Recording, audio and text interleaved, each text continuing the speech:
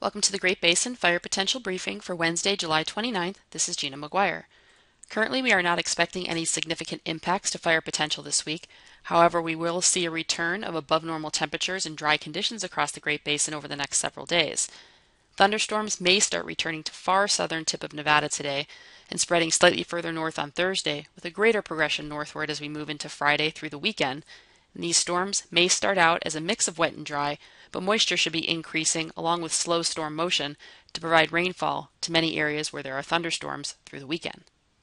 Yesterday, we did not see any showers or thunderstorms across the Great Basin, with any lightning much further south. However, over the last 7 days, we have seen precipitation over the northern two-thirds of the Great Basin, and this precipitation was above normal over northern Nevada, the Sierra, into Idaho. Fire activity yesterday was very light, with only a few new small fires reported across the area. Looking at the water vapor satellite image from this morning, high pressure in the south is now building north into the Great Basin, bringing us increasing temperatures through the rest of the week, along with dry conditions in most areas. Fire potential still remains rather low across Idaho due to the recent cooler temperatures and precipitation, however, is increasing to low to moderate over much of Nevada and Utah, and will continue increasing as we see these warm and dry conditions. Temperatures today will increase to near normal across most areas of Nevada and Utah and still remain a couple of degrees below normal over Idaho. Today, any showers and thunderstorms will largely remain south of the Great Basin, however may creep into far southern Nevada later this afternoon. Moving into Thursday and Friday, the ridge of high pressure expands further north, with drying continuing across most of the Great Basin, with the exception of far southern Nevada into the Arizona Strip and southern Utah, where there may be some isolated showers and thunderstorms on Thursday. These thunderstorms initially would be a mix of wet and dry. Low to moderate fire potential is expected across the Great Basin. Also, temperatures on Thursday will be climbing, with highs in the valleys in Nevada reaching near 100 degrees. And again, the image on the right shows that picture of thunderstorms with areas starting to creep a little bit further north. Any thunderstorms today or Thursday would be a mix of wet and dry.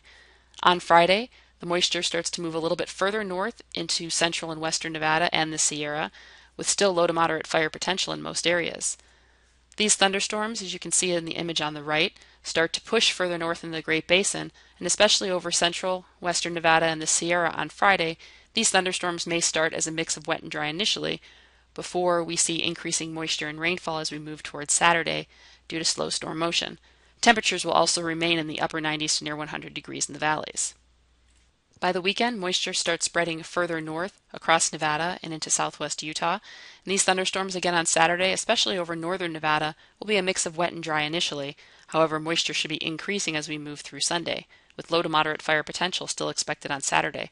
We'll likely see an increase in initial attacks starting Friday across the Great Basin and continuing through the weekend as thunderstorms increase and spread to these drier areas initially. By Sunday, moisture starts to move up into Idaho. We may also see a few isolated thunderstorms over the central Idaho mountains on Saturday, but moisture will be covering the Great Basin as we move through the later portion of the weekend, with thunderstorms quickly transitioning to wetter storms, and also will be fairly slow moving. By early next week, the models are starting to diverge from what they were showing the last couple of days. They were initially showing wetter conditions continuing through next week, and now they're showing a little bit more drying across Nevada as we move into Monday and Tuesday, which may continue through next week. This will continue to be monitored. However, right now it looks like still showers or thunderstorms will exist over Idaho and Utah into western Wyoming and Arizona as we move through the early portion of next week. Therefore, fire potential will likely be decreasing in some of the eastern areas of the Great Basin due to the moisture, but may still remain low to moderate on the western side. Looking at the overall forecast amounts of precipitation, through Friday you can see only very light amounts, and these amounts increase as we go through the weekend and early next week, especially over eastern areas. Now looking at the fire danger indices across the Great Basin, although ERCs over northern and western areas are still quite low, they have been increasing, and areas over southern Nevada and into Utah are now seeing ERCs above normal. Also, live fuel moisture, despite the recent moisture, has continued to decrease, with areas in the pine, the pinyon juniper, and the sagebrush near or below average, and some areas even at record lows. Therefore, this increase of lightning later this week and through the weekend will likely increase fire activity, at least initially, before moisture increases. Looking at the 8 to 14-day outlook, above normal temperatures are expected across the western half of the Great Basin, with above normal precipitation over eastern areas as moisture continues to surge north. That concludes this briefing. If you have any questions, feel free to contact us. Thank you for listening.